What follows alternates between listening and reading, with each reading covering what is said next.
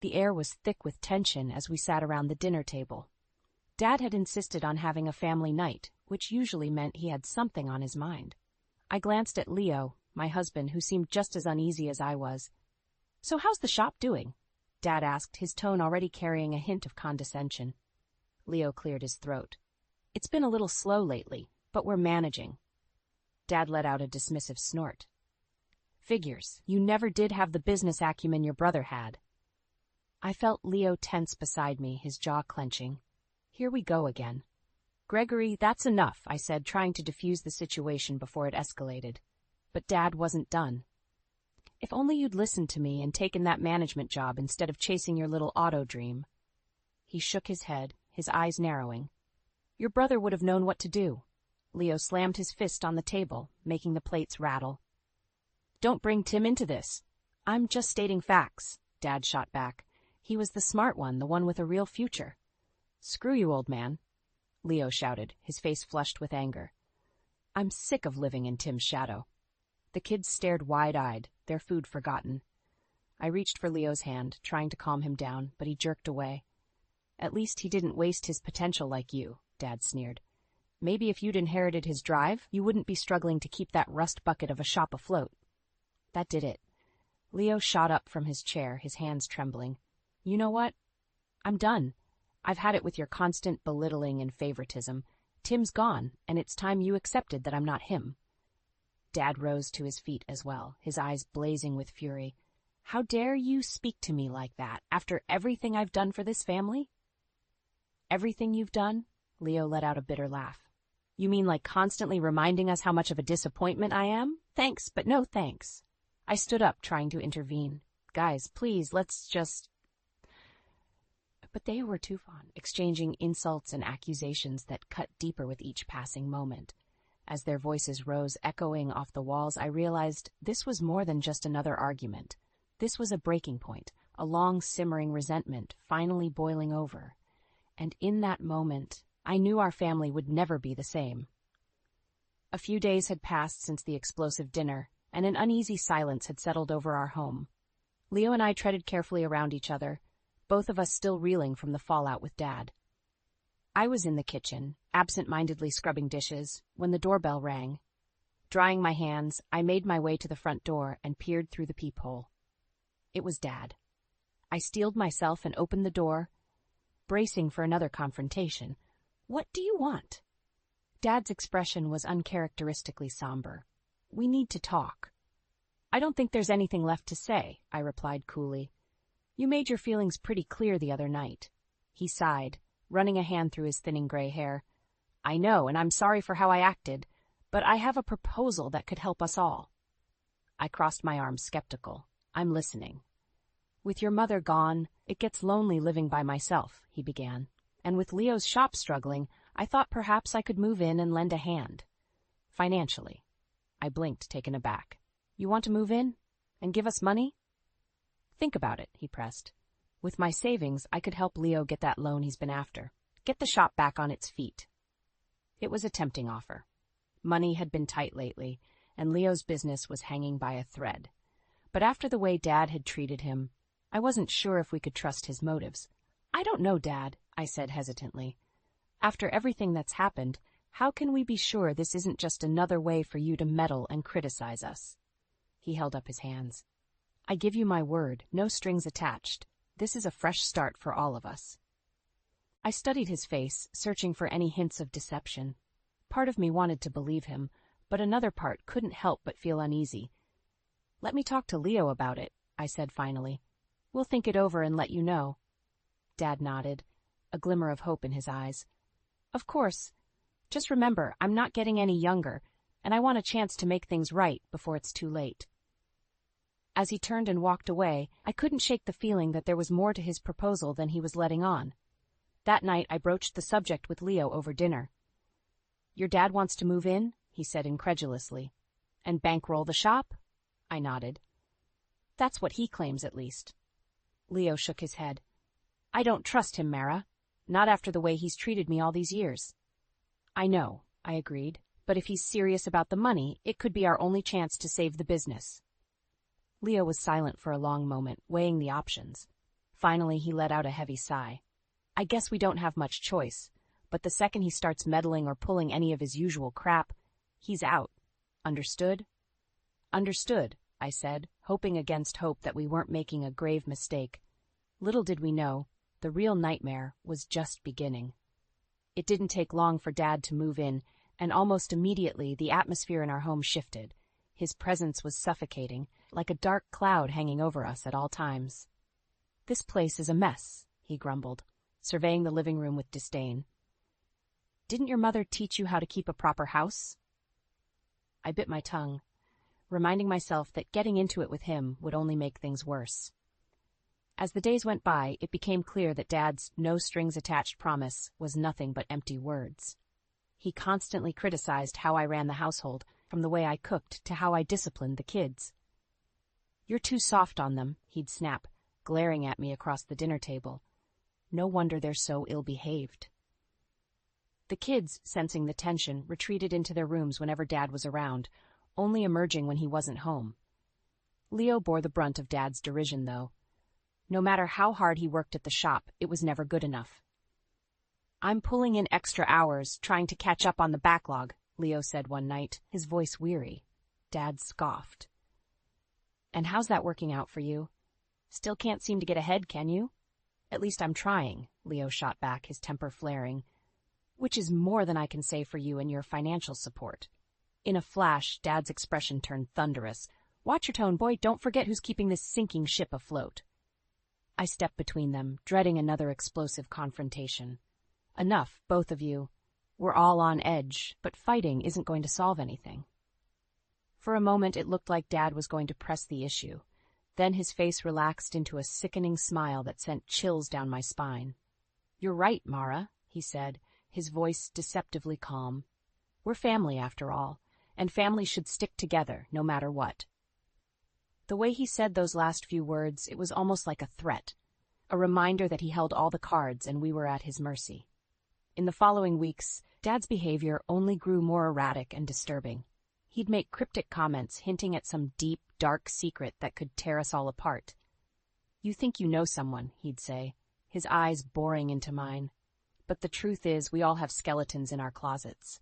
I tried to brush it off, but his words gnawed at me, planting seeds of doubt and dread. What was he hiding? And more importantly, how far would he go to keep it buried?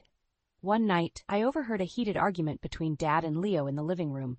Unable to resist, I crept closer, straining to make out their words. Can't keep living like this, Leo was saying, his voice strained. He's making our lives a living hell. Dad's response sent a chill down my spine.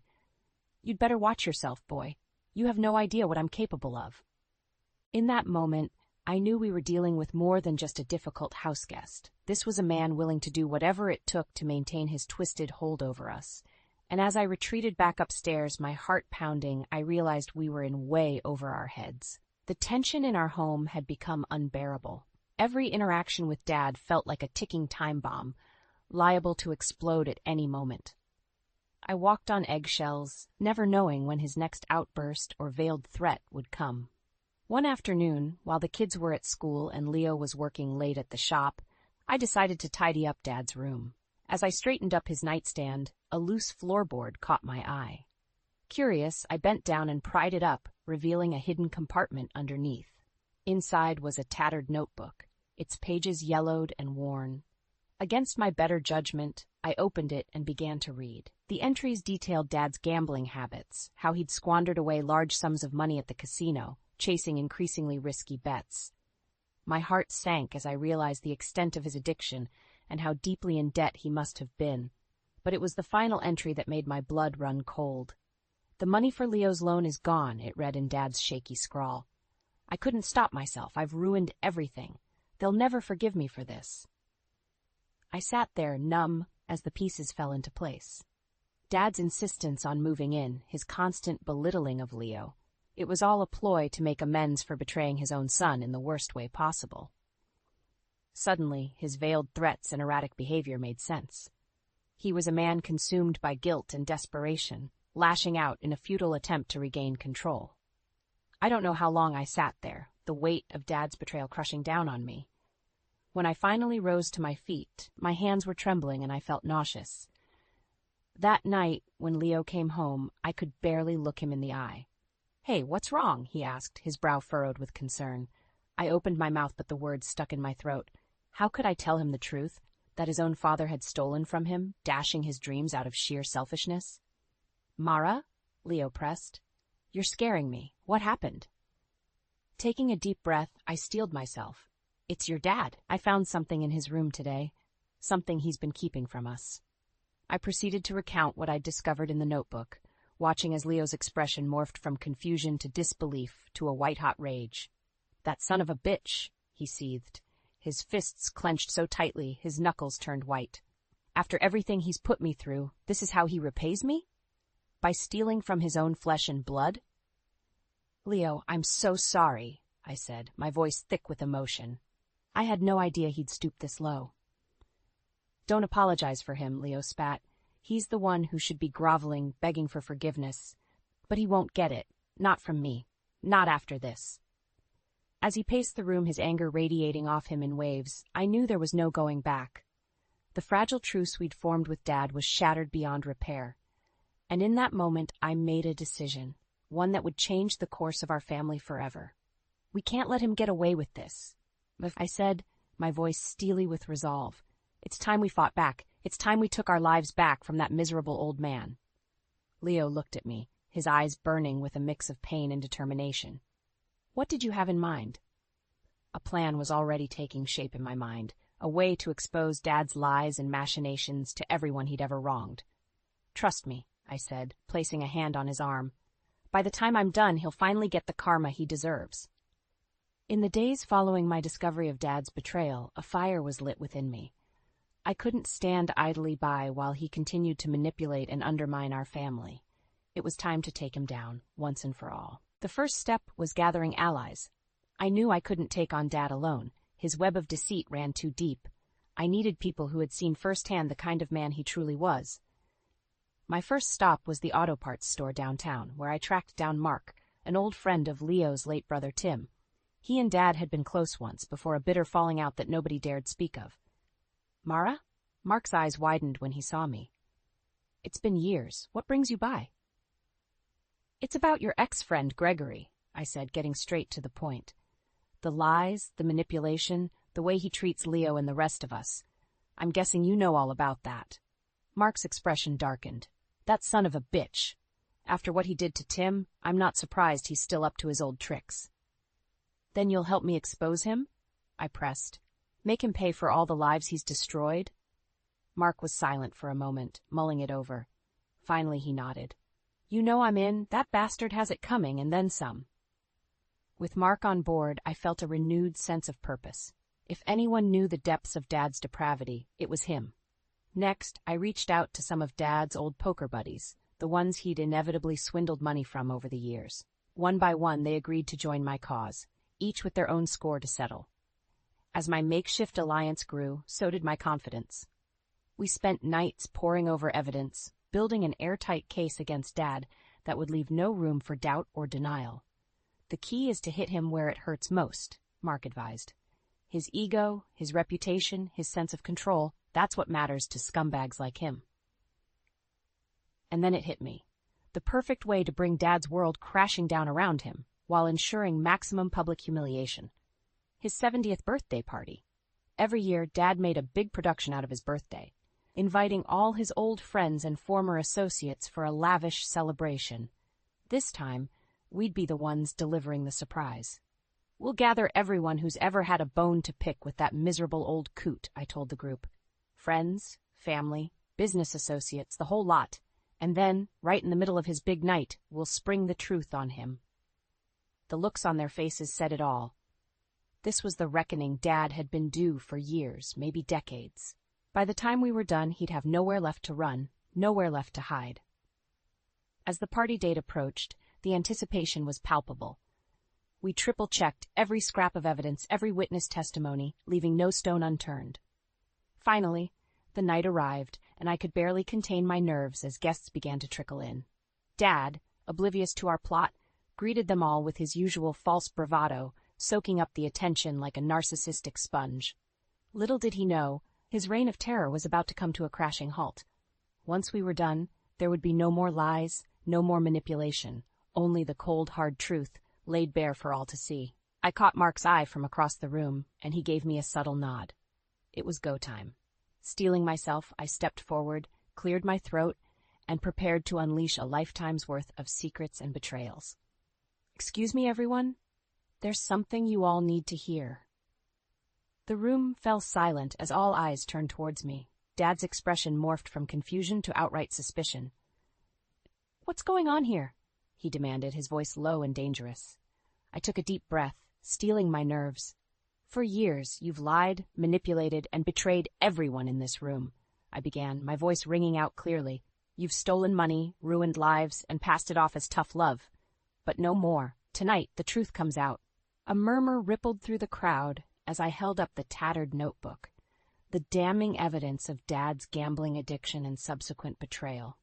In these pages, you'll find a detailed account of how Gregory Sanderson systematically squandered away his life savings, including the money meant for his son's business loan, I said, letting the weight of those words sink in. Dad's face had drained of all color. "Mara, you don't know what you're talking about," he sputtered. "That notebook is nothing but lies." "That's not all." Mark stepped forward, his expression thunderous. "How about the way you turned your back on Tim in his time of need, or how you've made Leo's life a living hell, tearing him down at every turn?" Other voices began to chime in, a chorus of accusations and grievances that had been bottled up for far too long. "You cheated me out of my retirement fund in that crooked poker game. You sold my business out from under me when times got tough. After Mom died, you became a completely different person. Cruel, vindictive, utterly heartless." Dad swiveled wildly, trying in vain to deny each and every claim, but we had him cornered, backed into a corner by the weight of his own misdeeds.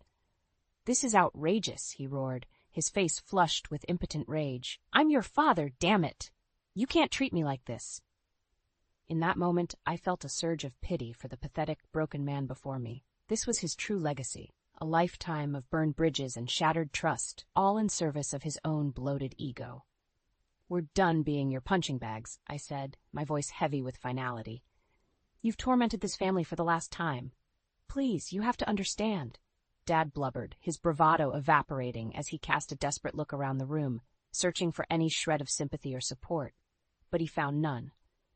Only the cold, impassive stares of a dozen people he'd wronged, their respect for him shattered beyond repair. "Get out," Leo spoke up, his voice trembling with barely contained fury. "Get out of our home, get out of our lives. You're dead to us."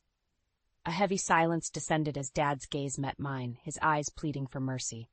But I felt nothing, no pity or remorse, only a sense of grim satisfaction that justice had finally been served. With one final defiant glare, Dad turned and stormed out, the smattering of jeers and laughter following him out the door. We'd done it. Against all odds, we'd torn down the facade and exposed the monster underneath for all to see. As the crowd erupted into raucous cheers and applause, I allowed myself a small, triumphant smile. The nightmare was finally over. Dad's reign of terror had come to an end, undone by his own hubris and greed. For the first time in years, I felt like I could breathe again, like a crushing weight had been lifted from my shoulders. As Leo pulled me into a fierce embrace, I knew that no matter what challenges lay ahead, we'd face them together, united as a family, free from Dad's toxic influence at last. It was a new beginning, paid for with the truth and the unraveling of a lifetime's worth of lies. And it was all worth it. In the aftermath of Dad's humiliating exposure, an eerie silence settled over our home. It was as if a dark cloud had finally lifted, allowing us to breathe freely for the first time in years. Leo and I sat on the couch, still processing the events of the night before. The kids were at school, blissfully unaware of the drama that had unfolded. "I can't believe it's really over," Leo murmured, his voice thick with emotion. "After everything he put us through." I squeezed his hand, offering a reassuring smile. "We did what we had to do. He brought this on himself." A knock at the door made us both tense, old habits dying hard. Leo rose to answer it, hand poised as if ready for a confrontation. It was Mark, a grim look etched onto his weathered features. "You guys better see this." he said, holding up his phone. On the screen was a news article, the headline blaring in bold letters, "Local businessman disowned after sordid scandal exposed at birthday party." Leo and I leaned in, devouring every scathing detail.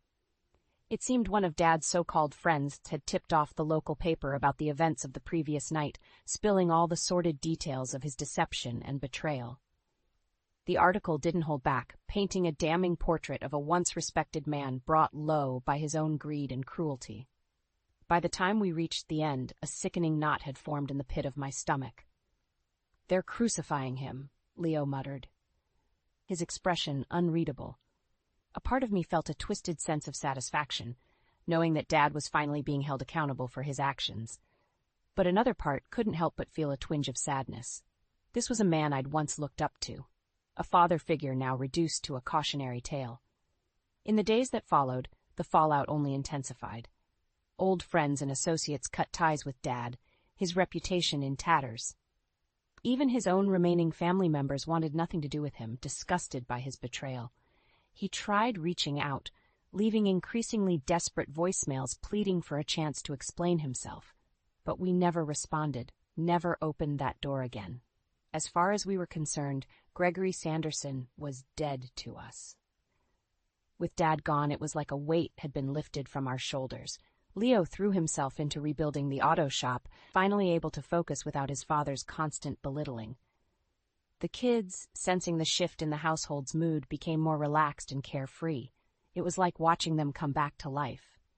And me, I savored every moment, reveling in the newfound peace and harmony that had been so cruelly denied to us for far too long.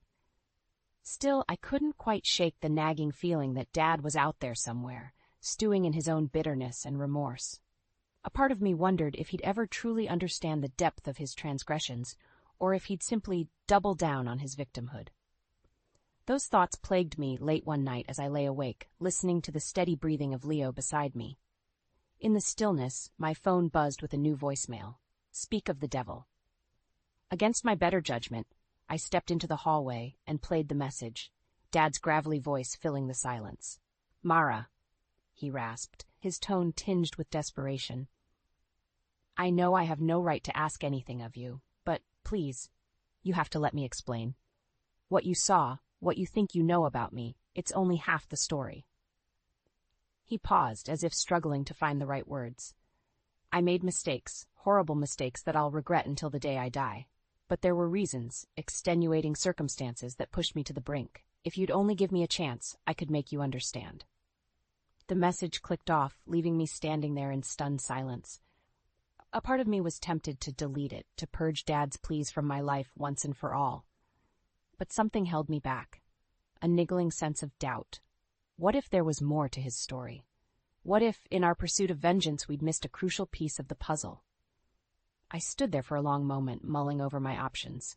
Finally, I made a decision, one that would either offer my fractured family a shot at healing or tear open old wounds all over again.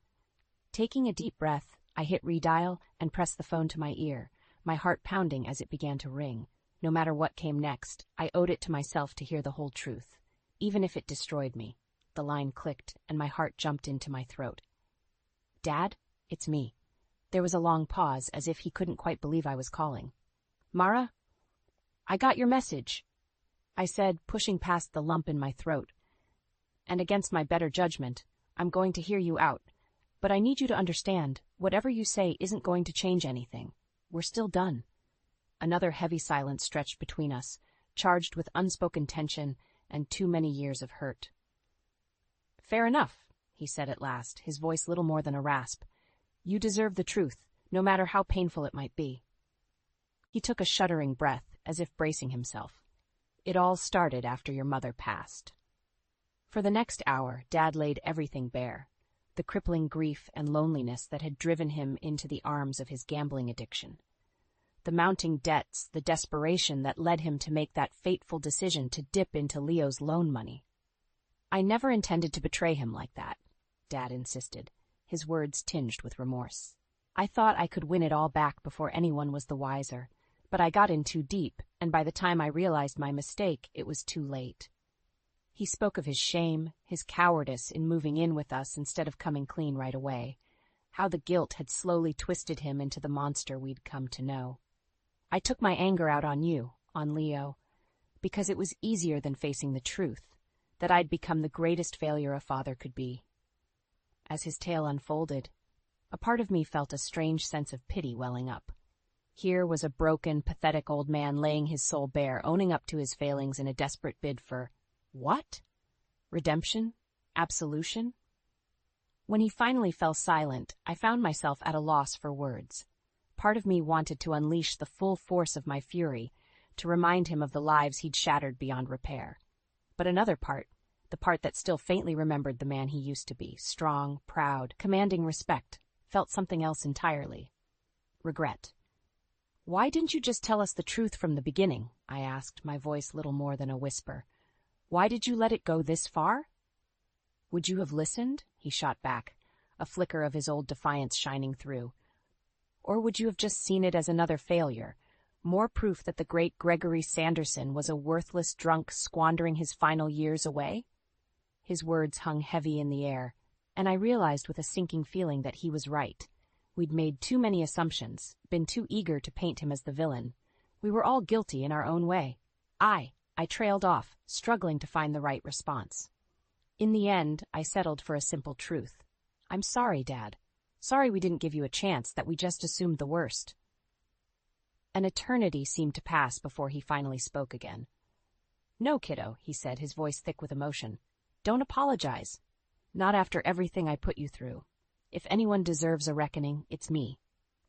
I could hear the acceptance in his tone, the resignation of a man who had finally made peace with his demons. "Maybe it's for the best," he continued. "You and Leo, you've got a real chance to start fresh now, build the life you deserve without my toxicity weighing you down." My throat tightened at the thought of never seeing him again, of shutting that door forever. But I knew, deep down, that he was right. Sometimes, breaking a family apart is the only way to save what's left of it. "Take care of yourself, Dad," I choked out, the words almost sticking in my throat. And I forgive you." There was a soft intake of breath on the other end, like a weight finally being lifted. "Thank you," he whispered. That's all I needed to hear." The line went dead, and I was left alone with the silence and a maelstrom of conflicting emotions. Grief, anger, relief. It all swirled together into a confusing jumble. But one truth rang clear above the rest. It was finally, truly over. Dad's specter had been exorcised, leaving us free to forge our own path forward. As the dawn light crept through the curtains, I rejoined Leo in bed, snuggling close and savoring the warmth of his embrace. For the first time in years, I felt a sense of peace wash over me, the promise of a fresh start glimmering on the horizon. It would be a long road, strewn with lingering hurts and hard-earned lessons, but we would walk it together, a family reforged in the fire of hard truths and even harder choices. And no matter what the future held, I knew one thing for certain. The cycle of hatred and bitterness ended here. A new day was dawning, rife with possibilities, and I intended to greet it with open arms.